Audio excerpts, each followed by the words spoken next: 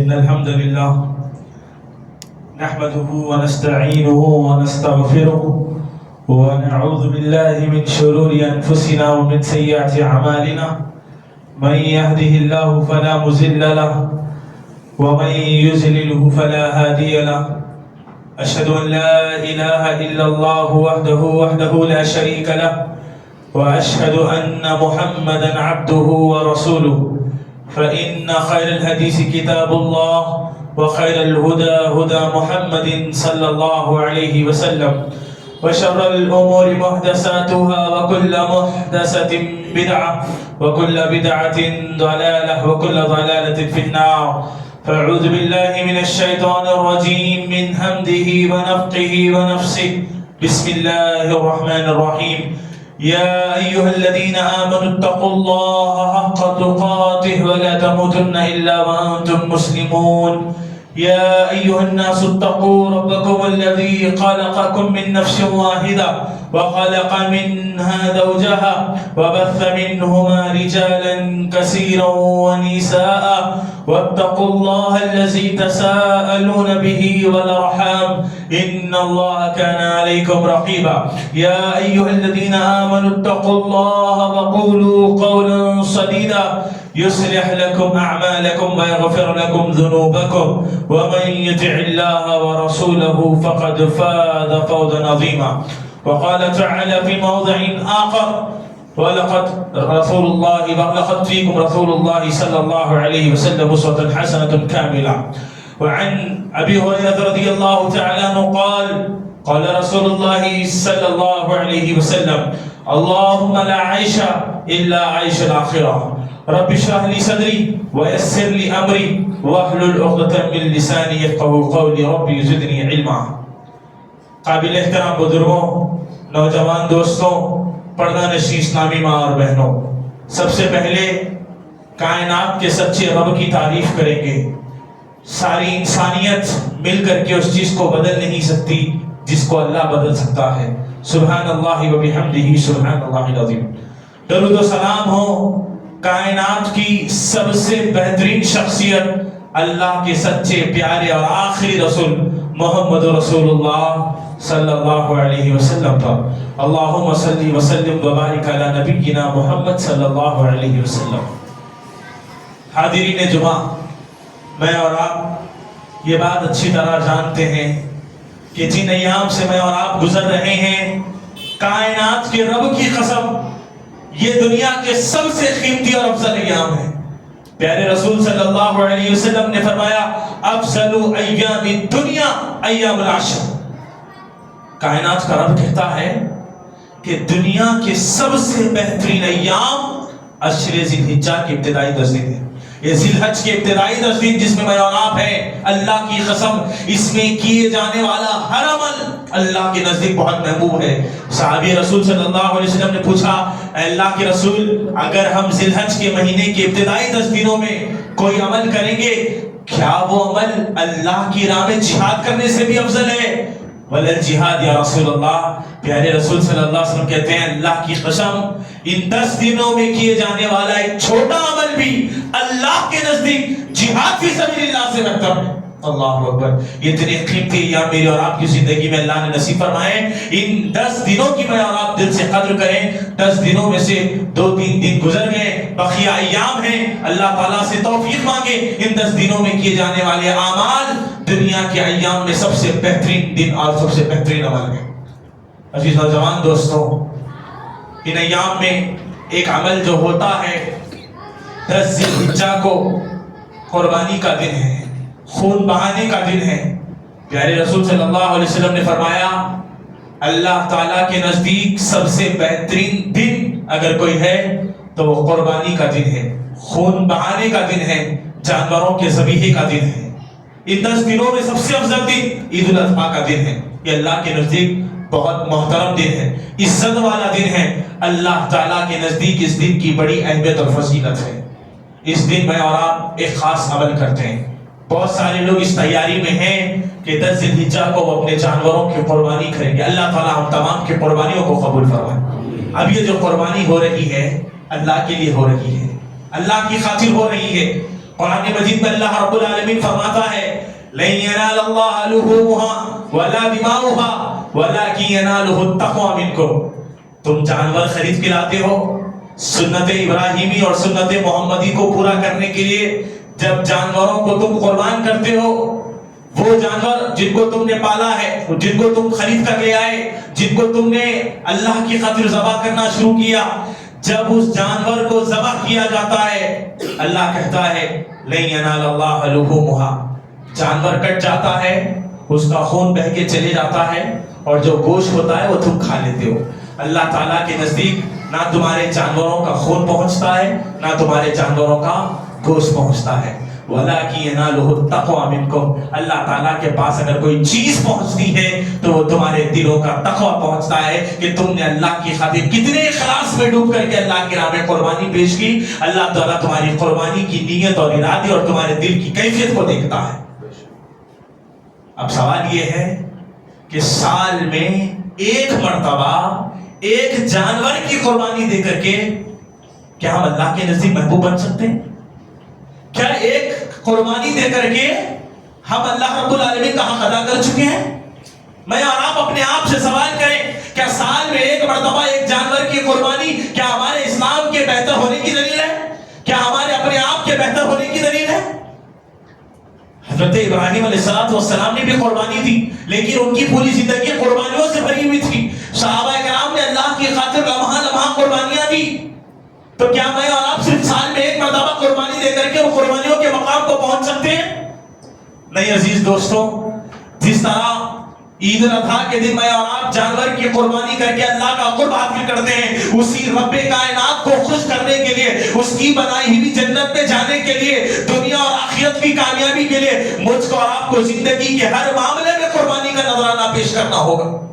جب تک قربانیاں نہیں پیش کریں گے تب تک اللہ راضی ہونے والا نہیں ہے. سال میں ایک مرتبہ جانور کی قربانی دے کے اپنے آپ کو بڑا سمجھنے والوں، تمہیں صحابہ کی سیرتیں یہ پیغام دیتی ہے. ذرا دیکھیے صحابہ کرام رضی اللہ تعالیٰ عنہ کی زندگی کو. انہوں نے محض اللہ کی خاطر، اللہ کو خوش کرنے کے لیے، اللہ کی بنائی ہوئی جنت کو پانے کے لیے صحابہ نے ہجرت کر لی. اللہ نے ہجرت کا حکم نازل کیا، صحابہ نے اپنے گھروں کی قربانی دے دی. وہ گھر جس میں صحابہ سالوں سے رہا کرتے تھے، مکہ کی سرزمین پر بڑی بڑی جائیدادوں کے مالک صحابہ کرام، عبد الرحمن ابن عوف رضی اللہ تعالیٰ عنہ، جن کا مکہ کی سرزمین پر اپنا خود کا ذاتی گھر تھا، باغیچے تھے، باغات تھے، مگر اللہ نے ہجرت کا حکم نازل کر دیا. اپنے دین کی حفاظت کے لیے عبد الرحمن ابن عوف اپنا گھر اللہ کی راہ میں قربان کر چکے، قربانی دے دی اپنے گھر کی. ہجرت کر کے مدینہ آ گئے. مصعب ابن عمیر اپنی ماں سے بڑی محبت کرتے تھے، اسلام لے کر آئے. ماں نے مصعب ابن عمیر سے کہا مصعب تو نے محمد کے دین کو قبول کر لیا ہے، اب میرے گھر سے نکل جا. انہوں نے ماں کی محبت کی قربانی دے دی، گھر سے نکل گئے.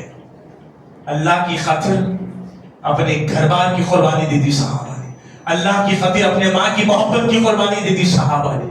یہی نہیں بلکہ اللہ کو خوش کرنے اور اللہ کی بنائی ہوئی جنت کو حاصل کرنے کے لیے صحابہ نے اپنی جان کی قربانی دے دی. غزوہ احد میں سعد ابن ربیع رضی اللہ تعالیٰ عنہ کی جان لے لی گئی. سعد ابن ربیع کی آخری سانسیں چل رہی تھی. اللہ کے رسول صلی اللہ علیہ وسلم نے زید بن حارثہ سے کہا زید ذرا دیکھو سعد ابن ربیع کی کیا حالت ہے، اگر سعد مل جائے تو کہہ دینا کہ پیارے مصطفیٰ نے سعد کو سلام بھیجا ہے، اور پوچھنا کہ سعد اس وقت کیسے محسوس کر رہا ہے.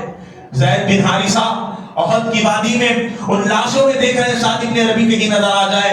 بہت دیر کے بعد جب نظر پڑی سعد ابن ربیع رضی اللہ تعالیٰ عنہ پر، جسم سے انتڑیاں باہر نکل چکی تھی، موت سعد ابن ربیع کے سامنے کھڑی تھی. زید ابن حارثہ نے موت کے آخری لمحوں میں سعد ابن ربیع سے کہا سعد اللہ کے رسول نے تجھ کو سلام بھیجا ہے. سعد ابن ربیع موت کے آخری لمحوں میں کہتے ہیں پیارے مصطفیٰ سے کہہ دینا سعد بھی آپ کو سلام بھیجتا ہے. وعلیکہ وعلیہ السلام. سعد ابن ربیع سے زید ابن حارثہ نے کہا سعد مجھے اللہ کے رسول نے یہ کہا ہے کہ میں تجھ سے پوچھوں کہ تو اب کیسے محسوس کر رہا ہے. سعد ابن ربیع جن کی جان جنگ احد میں لے لی گئی، موت کے آخری لمحوں میں سعد ابن ربیع نے کہا میں آج اس احد کی وادی میں اپنی جان کی قربانی دے چکا ہوں، مجھے اللہ کی قسم اس احد کی وادی سے جنت کی خوشبو آ رہی ہے.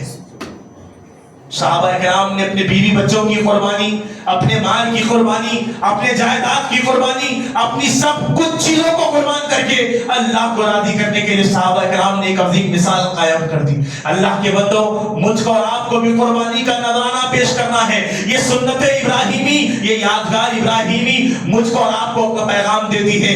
اللہ کو خوش کرنے کے لیے تمہیں بھی قربانیوں کا نذرانہ پیش کرنا ہوگا۔ حضرت ابراہیم علیہ السلام وقت کے خلیل اللہ ہے، اللہ کے جگری دوست حضرت جبرائیل علیہ السلام خواب دیکھ رہے ہیں۔ صبح کا وقت ہوا، اپنے بیٹے کو بلایا، کہا یا بنیا انی ارا فی المنام انی اذبحک فانظر ماذا ترى۔ حضرت ابراہیم علیہ السلام اپنے بیٹے اسماعیل جو بہت کم عمر میں ہے، بچے ہیں، بلا کر کے کہتے ہیں اے میرے لختے جگر بیٹے، میں نے خواب دیکھا ہے۔ انبیاء کا خواب اللہ کی طرف سے وحی ہوتا ہے، خوابوں کو سچا کرنا پڑتا ہے۔ حضرت ابراہیم نے کہا اے میرے لختے جگر انی ارا فی المنام، میں نے خواب دیکھا ہے، انی اذبحک، میں خواب دیکھتا ہوں کہ خواب میں تجھے ذبح کر رہا ہوں، تجھے کاٹ رہا ہوں۔ اللہ اکبر۔ بیٹے نے کہا یا ابت فعل ما تؤمر ستجدنی انشاءاللہ من الصابرین۔ اے ابا جان، یہ آپ کو اللہ کی طرف سے حکم آیا ہے،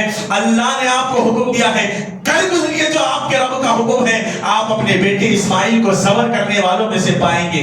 اب معاملہ یہ ہوا فلما اسلما وتلہ للجبین۔ اللہ اکبر۔ ایک باپ اپنے خواب کو سچا کر دکھانے کے لیے، اللہ کی رضامندی کے لیے، باپ نے بیٹے کو زمین پر لٹا دیا۔ باپ کاٹنے کے لیے تیار، بیٹا کٹنے کے لیے تیار، یہ دونوں کے دونوں اللہ کے نبی ہیں۔ اللہ اکبر۔ اس قربانی کا کیا منظر کہ ایک باپ نے اللہ کی محبت میں بیٹے کو زمین پر لٹا دیا۔ چشم فلک نے وہ منظر نہیں دیکھا، باپ کے ہاتھ میں چھری ہے، بیٹے کو زمین پر لٹا دیا گیا، باپ نے محبت میں اللہ کی چھری چلا دی، دنیا دیکھ رہی تھی۔ اللہ تعالیٰ نے حضرت جبرائیل کو حکم دیا، فوراً ایک دمبے کو لایا گیا، حضرت اسماعیل کو ہٹا کر کے دمبا رکھ دیا گیا۔ جب حضرت ابراہیم نے چھری چلا دی، علامہ ابن کثیر کہتے ہیں دنیا یہ دیکھ رہی تھی کہ دمبا ذبح ہو رہا ہے، ابراہیم کا دل یہ کہہ رہا تھا بیٹا کٹ رہا ہے۔ باپ اپنے اللہ کی محبت میں بیٹے کو قربان کرنے چلا ہے، اس سے بڑی قربانی کیا ہے؟ اللہ اکبر۔ یہ سنت ابراہیمی مجھ کو اور آپ کو پیغام دیتی ہے، وقت آئے گا مجھ کو اور آپ کو اپنے بیٹے کی قربانی دینا پڑے گا، وقت آئے گا مجھ کو اور آپ کو اپنے گھر بار کی قربانی دینا پڑے گا، وقت آئے گا مجھ کو اور آپ کو ہر چیز کو اللہ کی راہ میں قربان کرنا پڑے گا۔ بغیر قربانیوں کے کچھ نہیں ہوتا۔ یہ دین جو مجھ پر آپ تک پہنچا، یہ کتاب اللہ، یہ قرآن مجید، یہ حدیث، یہ مسجد، یہ مدرسے، یہ علماء مجھ تک آپ تک قربانیوں کے بعد پہنچے ہیں۔ بڑے بڑے علماء نے بڑی بڑی قربانیاں دی ہیں اس دین کے لیے، مجھ کو اور آپ کو بھی قربانیوں کا نذرانہ پیش کرنا ہوگا۔ بغیر قربانیوں کے اللہ کی رضا حاصل نہیں ہو سکتی، بغیر قربانیوں کے جنت ملنے والی نہیں ہے۔ میرا اور آپ کا یہ تصور بن چکا ہے کہ میں اور آپ سال میں ایک مرتبہ قربانی دے دیں گے، ہمارا حق ادا ہو جائے گا۔ اللہ کے بندو، ایسا نہیں ہو سکتا۔ یہ جانور کی قربانی تو ایک عبادت ہے جو میں اور آپ ہر سال ادا کرتے ہیں۔ زندگی کے ہر معاملے میں اللہ کو خوش کرنے کے لیے قربانیوں کا نذرانہ مجھ کو اور آپ کو پیش کرنا ہوگا۔ سب سے پہلی قربانی جو مجھ کو اور آپ کو پیش کرنا ہے، اللہ کے لیے توفیق مانگیے، اللہ وہ توفیق دے دے کہ میں تیرے لیے قربانیوں کا نذرانہ پیش کر سکوں۔ انشاءاللہ امید ہے اللہ کو خوش کرنے کے لیے میں اور آپ ان قربانیوں کے لیے بھی تیار ہو جائیں گے۔ اگر یاد رکھیں ہم یہ قربانیاں نہیں دیں گے نا، اگر یہ قربانیاں ہم نہیں دیں گے نا، تو ہم جو جانور ذبح کر رہے ہیں اس کی بھی قربانی اللہ کے نزدیک قبول ہونے والی نہیں ہے۔ جو چاہتا ہے کہ اس کی قربانی قبول ہو جائے، سب سے پہلی چیز یہ قربانی دیجئے، بعد میں اپنے جانوروں کی قربانی دینا ہے۔ وہ کیا ہے؟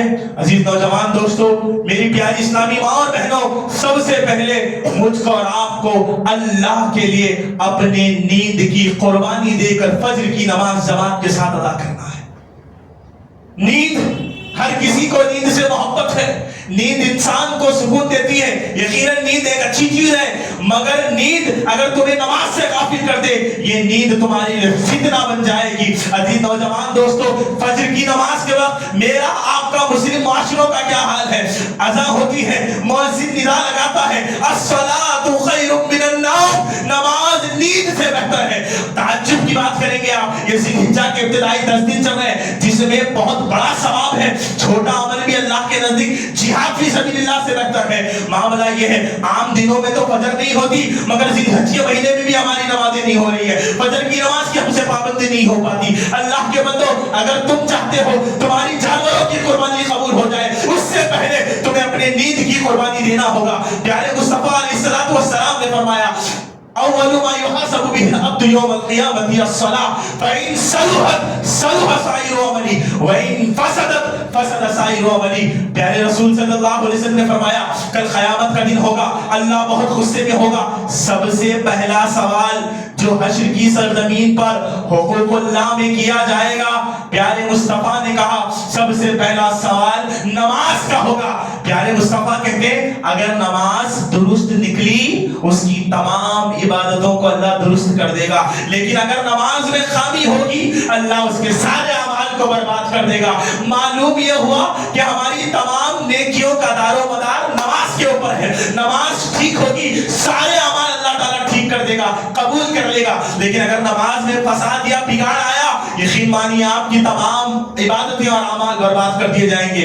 आज हम नमाज नहीं पढ़ते और एक बेनमाजी ये समझता है कि उसकी कुर्बानी कबूल हो जाएगी, नहीं हो सकती। अगर आप नमाज के पाबंद नहीं है, अगर आप फजर की नमाज में नींद की कुर्बानी दे नहीं सकते, आपकी वो कुर्बानी भी कबूल होने वाली नहीं है। याद रखिए अल्लाह के बंदो, मैं और आप अल्लाह को राज़ी करने के लिए अपनी नींद को कुर्बान कर दे। अगर आज दुनिया में अल्लाह के लिए नींद को कुर्बान नहीं कर सकते, फिर क्या है कि तुम्हें जन्नत में रास्ता मिलेगा, क्या है तुम्हें जन्नत में मकाम मिलेगा? क्या उम्मीद करते हो कि तुम्हें जन्नत में अल्लाह ताला अच्छी जिंदगी देगा?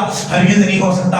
अपने नींद की कुर्बानी दीजिए, अपने नींद को कुर्बान कीजिए अल्लाह की राह में, नमाजों को कायम कीजिए, फज्र की नमाज की पाबंदी कीजिए। आप नमाजों की पाबंदी करेंगे, नींद की कुर्बानी देंगे, इस नींद की कुर्बानी की वजह से अल्लाह ताला तुम्हारे जानवरों की कुर्बानी कबूल करेगा।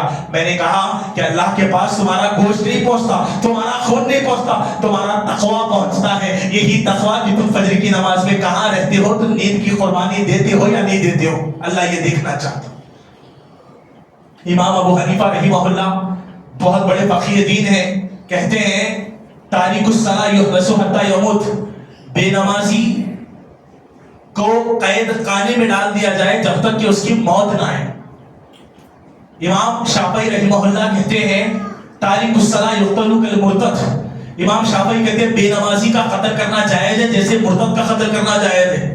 इमाम मालिक रहिमहुल्लाह कहते हैं कि बेनमाजी की नमाज़े जनाजा पढ़ना जायज नहीं है। इमाम अहमद इब्न हंबल रहिमहुल्लाह कहते हैं ला युदफनु फी मकाबिल मुस्लिमीन, बेनमाजी को मुसलमानों के कब्रिस्तान में दफन करना जायज नहीं है।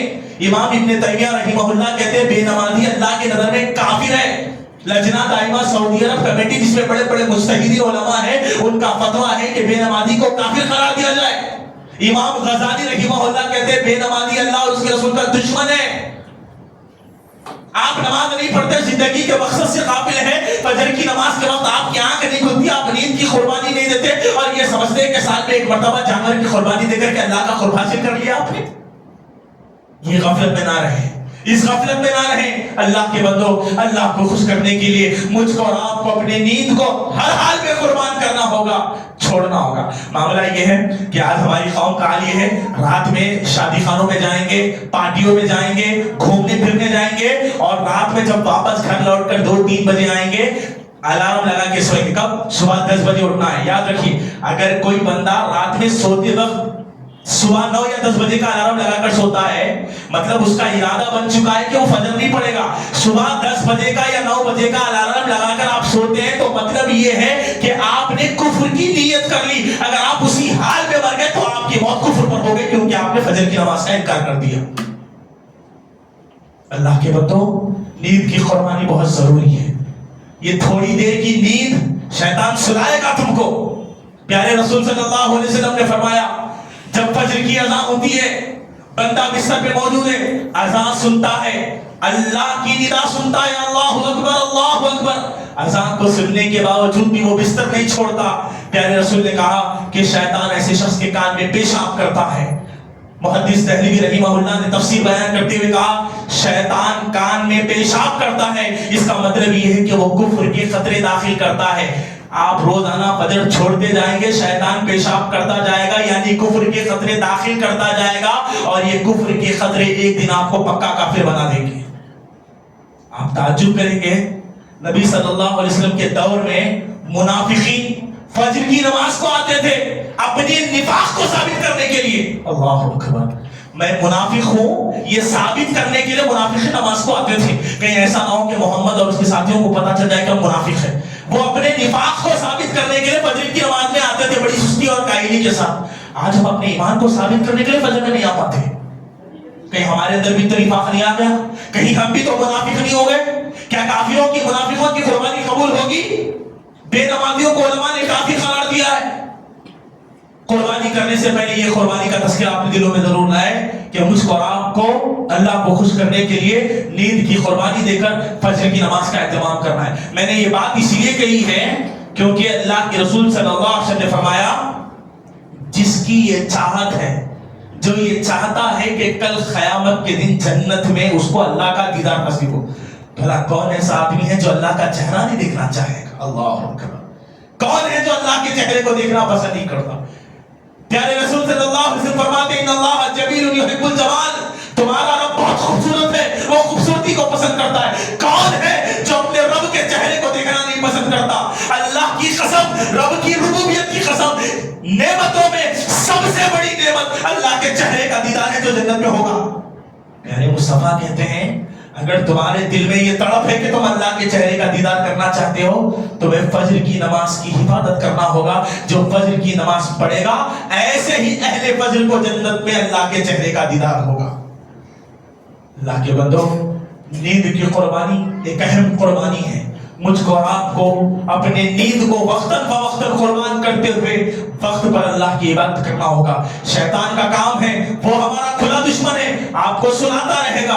آپ کے دل میں اللہ کی محبت ہوگی، آپ اس نیند کی قربانی دے کر کے اللہ کے لیے حاضر ہوں گے. اللہ تعالیٰ پھر آپ کی اس قربانی کو بھی قبول کرے گا. دوسری قربانی جو مجھ کو اور آپ کو اپنی زندگی میں اللہ کی خاطر دینا ہے وہ ہے انسان کی اپنے خواہشات کی قربانی. آج امت مسلمہ کا ایک بڑا طبقہ خواہشات میں تباہ ہو چکا ہے. بڑے شادی خانے میں شادی ہونا، بڑی گاڑی ہونا، اس پہ پھولا ہونا، بڑا آئی فون ہونا، فلاں ہونا، یہ ہونا، خواہشات کو امت تباہ ہے. آج بڑا تعجب کریں گے ایسے نوجوانوں کو ہم نے دیکھا. بھائی قربانی کیا کر رہے ہیں آپ؟ استطاعت نہیں ہے اس لیے نہیں کر رہا ہوں. تمہاری اس جوانی پر حیرت ہوتی ہے. تمہاری عمر 25، 26، 27، 28 سال کی ہو گئی، تمہارے پاس ایک جانور خرید کے قربانی کرنے کی استطاعت نہیں ہے. کئی لوگ آپ کو ملیں گے، ارے میں مقروض ہوں، میرے پر قرضہ ہے، میرے پر فلاں ہے، ذمہ داریاں ہیں، میں استطاعت نہیں رکھتا. ایک جانور کی استطاعت. حقیقت یہ ہے اگر ایسے لوگ جو بہانہ بناتے ہیں نا، جو قربانی نہیں کرنا چاہتے بلکہ دوسروں کا گوشت کھانا چاہتے ہیں، کہا ان کا اگر خود کا اپنا موبائل ٹوٹ جائے 2 گھنٹے میں موبائل گھر میں آ جائے گا. 40,000 کا موبائل 2 گھنٹے میں واپس لانے کے لیے تیار ہے ان کے پاس، مگر قربانی کرنے کی طاقت نہیں ہے. یہ بے غیرتی نہیں تو اور کیا ہے؟ علامہ اقبال نے کہا تھا خبر نہیں کیا ہے نام اس کا، خدا فریبی کے خود فریبی، عمل سے فارغ ہوا مسلمان، بنا کے تقدیر کا بہانہ. آپ کے گھر میں اگر کوئی چیز کی سخت ضرورت ہے، وہ چیز چاہے کتنی کی بھی ہو، 30,000 ہو، 35,000 ہو، 40,000 ہو، آپ فوراً جائیں گے EMI سے اٹھائیں گے اور لے کر آئیں گے. اور آپ کے پاس گائے بکری کی قربانی کی استطاعت بھی ہے، شرم آنی چاہیے. پیارے رسول صلی اللہ علیہ وسلم نے فرمایا من وجد سعة فلم يضحيها فلا يقربن مصلانا. پیارے رسول صلی اللہ علیہ وسلم نے فرمایا جو استطاعت رکھنے کے باوجود بھی قربانی نہیں کرتا وہ ہماری عیدگاہوں کے قریب بھی نہ آئے. اللہ کے بندو استطاعت ہے، قربانی کیجئے، یہ ایک عظیم عبادت ہے. اور عید الاضحیٰ کے دن اللہ کے نزدیک سب سے بہترین عمل خون بہانا ہے. اللہ تعالیٰ تمہارے خون بہانے کے عمل کو پسند کرتا ہے. اور زندگی کے سفر میں قربانی کے بعد، قربانی تو ہو جائے گی، اس کے بعد کس چیز کی قربانی دینا ہے؟ انسان کو اپنی زندگی کے سفر میں اپنے خواہشوں کی قربانی دینا ہے. انسان کی کچھ خواہشیں جائز بھی ہوتی ہے، کچھ ناجائز بھی ہوتی ہے. ناجائز خواہشات کے پیچھے آج امت تباہ ہے. کیسی کیسی خواہشیں آج ہمارے نوجوانوں کے پاس ہیں، ہمارے بزرگوں کے پاس ہیں، ہمارے اپنی ماں بہنوں کے پاس ہیں. خواہشیں آپ کے بھی دل میں ہیں، صحابہ کے دل میں بھی تھی. کیوں؟ کیونکہ صحابہ بھی انسان تھے، آپ بھی انسان، دونوں کے دلوں میں خواہشیں تھیں. مگر صحابہ کرام نے اپنی خواہشوں کو چھوڑ دیا اللہ اور اس کے رسول کی خاطر. ہم نے اپنی خواہشوں کو پورا کر دیا اللہ اور اس کے رسول کو چھوڑ کر کے. وَنَهَا النَّفْسَ عَنِ الْهَوَىٰ فَإِنَّ الْجَنَّةَ هِيَ الْمَأْوَىٰ. جس نے اپنے نفس پر قابو کر لیا، جس نے اپنے آپ کو روک کے رکھا، اپنی خواہشوں کو دبا کے رکھا، اس کا ٹھکانہ جنت ہے۔ اللہ اور اس کے رسول کی خاطر، دین اسلام کی خاطر مجھ کو اور آپ کو خواہشات کی قربانی دینے کے لیے تیار ہونا پڑے گا۔ اسماء بنت ابو بکر صدیق رضی اللہ تعالی عنہ حدیث کی راویہ ہے، بیان کرتی ہے کہ اللہ کے رسول صلی اللہ علیہ وسلم کے پاس ایک خاتون اپنی جوان بیٹی کو لے کر آئی۔ ایک خاتون اپنی جوان بیٹی کو لے کر رسول اللہ کے پاس آئی، کہا اللہ کے رسول یہ میری جوان بیٹی ہے، چیچک کی بیماری کی وجہ سے اس کے سر کے بال جھڑ گئے، میری بیٹی نوجوان ہے، بڑی خوبصورت ہے، مگر سر پہ بال نہ ہونے کی وجہ سے اس کے رشتے نہیں آتے، یہ معیوب نظر آتی ہے، اس میں عیب نظر آتا ہے۔ اے اللہ کے رسول میری بیٹی کے دل میں ایک تمنا ہے، وہ آپ سے اجازت لینے کے لیے آئی ہے۔ خواہشات ہمارے دلوں میں بھی ہے، صحابہ کے دلوں میں بھی تھی۔ اس نوجوان لڑکی کے دل میں خواہش تھی، وہ خواہش کو رسول اللہ کے سامنے رکھنے لگی، یا رسول اللہ میں نوجوان ہوں، خوبصورت ہوں، مگر چیچک کی بیماری کی وجہ سے جو سر کے بال جھڑ گئے، میں گنجی ہو چکی ہوں، میرے اندر عیب نظر آتا ہے، میرے لیے رشتے نہیں آتے، میری ایک خواہش ہے، آپ اجازت دے دیجیے۔ پوچھا رسول اللہ نے کیا تمنا ہے، کیا آرزو ہے؟ اس خاتون نے کہا یا رسول اللہ آپ اجازت دے دیجئے کہ میری بیٹی مصنوعی بال، ڈپلیکیٹ بال اپنے سروں پر لگا لے، جس کو وگ کہا جاتا ہے۔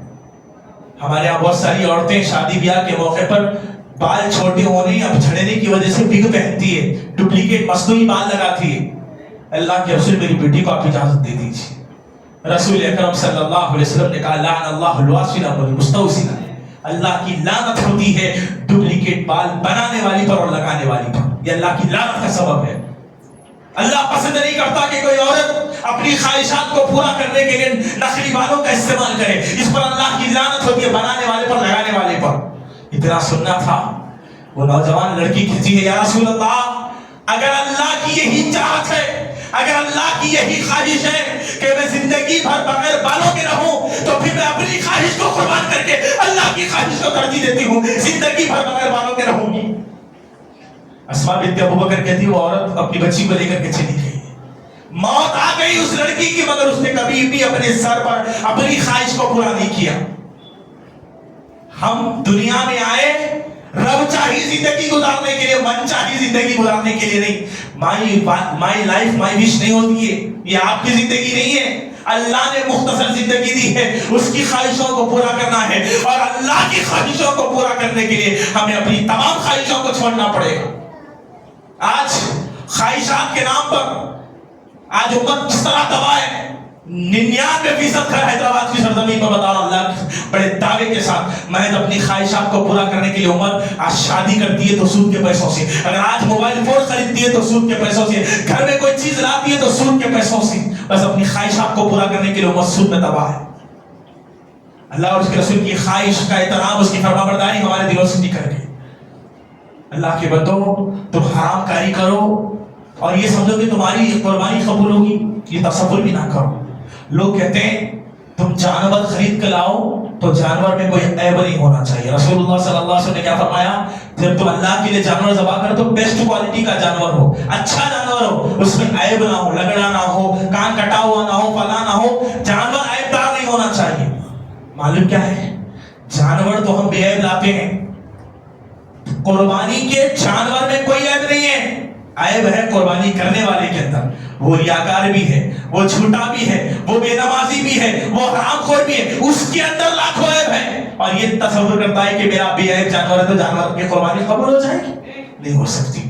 اللہ کے بندو آپ صحابہ کی، انبیاء کی تاریخ پڑھو، انہوں نے کس طرح اپنے آپ کو اللہ کے حوالے کر دیا تھا۔ اللہ کے حوالے کر دو، ہم دنیا میں اللہ کی مرضی کے مطابق جینے کے لیے آئے ہیں، اللہ کی خاطر جو جو چیز کی جب جب قربانی کرنا ہوگا کرنے کے لیے تیار ہو جاؤ، تب جا کر کے اللہ تعالیٰ تم سے اس جنت کا وعدہ کرتا ہے جس کے نیچے نہریں بہ رہی ہوگی۔ الہ العالمین سے دعا ہے کہ اللہ تعالیٰ ہم تمام کو اللہ کی خاطر ہر اس چیز کو قربان کرنے کی توفیق عطا فرمائے۔ الہ العالمین ہمیں اپنے نفس کی، اپنے جان کی، اپنے مال کی پرواہ کیے بغیر تجھ کو راضی کرنے والے اعمال کرنے کی توفیق عطا فرمائے۔ اے اللہ ہمیں اپنے نیند کی قربانی دے کر کے نمازوں کی حفاظت کی توفیق عطا فرمائے. اے اللہ ہمیں اپنے خواہشات کو چھوڑ کر تیرے خواہشوں کی پرواہ کرنے کی توفیق عطا فرما.